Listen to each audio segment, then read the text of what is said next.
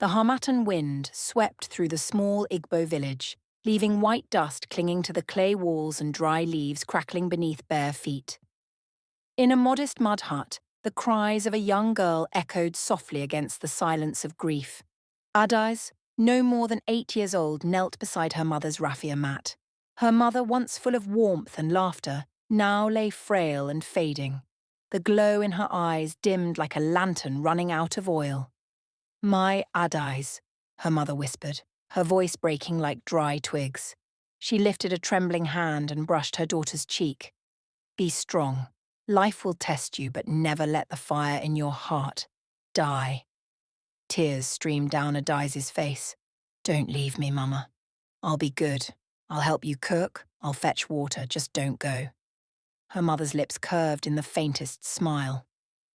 "The gods gave you a spirit of strength. Remember that.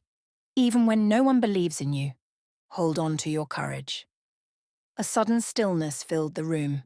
The last breath escaped her mother's chest, soft as a whisper carried by the wind. Adais shook her, cried her name, but the silence remained unbroken. Outside, a cock crowed, as if announcing the end of one journey and the beginning of another. Within days, Adais was sent away from her childhood home. Her mother's sister, Auntie Ifeoma, came to claim her. The woman's face was sharp, her eyes calculating. "She will live with me now," Auntie Ifeoma declared firmly to the villagers. "I will raise her as my own." But as Adais clung to the bundle of her late mother's wrapper, she sensed the truth hidden beneath her aunt's words. This was not the embrace of love, but the grip of duty. And so Adais's childhood ended the day she lost her mother.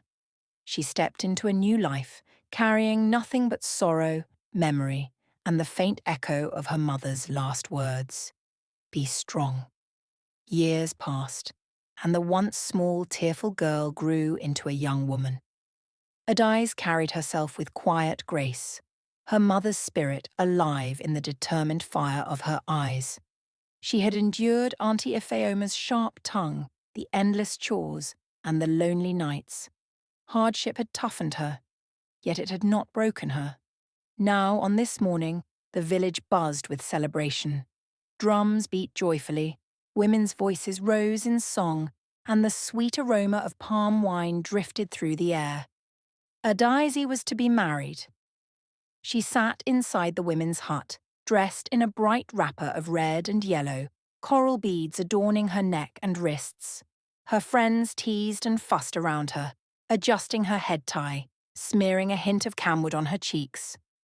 But behind her shy smile, Adai's heart pounded. Her groom, Obinna, was a farmer, strong-shouldered and kind-hearted, though still bound to his father's household. He had a gentle way of speaking, and when he laughed, it was like the sound of rain on dry soil, refreshing, promising life. When the elders called for her, Adais stepped outside. The sunlight bathed her face, and for a moment she felt her mother's presence near, proud and unseen. The village gathered, clapping and singing as Obinna came forward, carrying a calabash of palm wine. "Adais," the eldest elder intoned, "will you drink from the hand of this man, and with him share life's burdens and joys?" She looked into Obinna's eyes. They were steady, full of warmth. Slowly she nodded, lifted the calabash, and drank. A cheer rose from the crowd as the drums thundered louder. That night, laughter filled the courtyard of Obinna's family compound. Relatives danced around the fire, children ran about with roasted yams, and the elders sang old songs of union. For the first time since her mother's death, Adais felt joy unclouded by sorrow. Sitting beside Obinna, she whispered, "Maybe the gods have not forgotten me after all."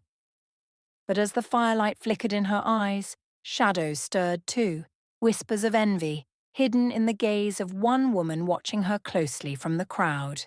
It was Obinna's sister, and though Adais did not yet know it, this night of laughter was only the calm before a storm that would test every ounce of her strength.